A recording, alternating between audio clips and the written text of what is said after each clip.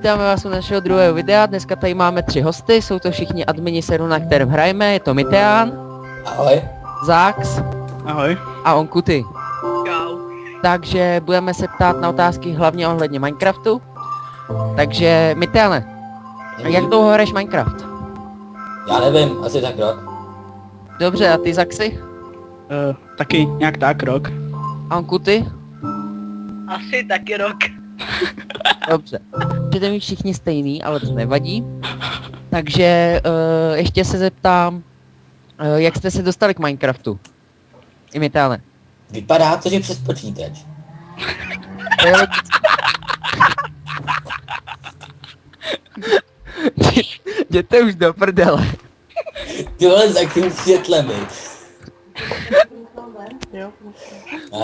Tak co ty Zaxi, taky přes počítač? Ano, přes klávesnici. Jméno. Dobře.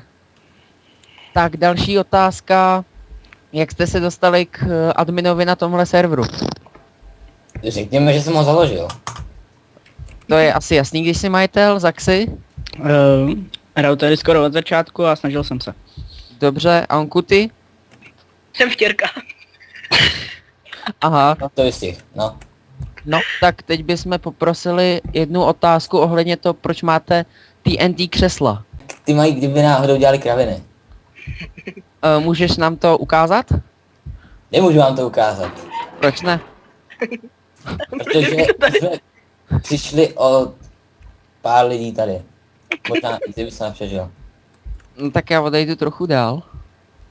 Odpal to. Mhm. Čau. Čau.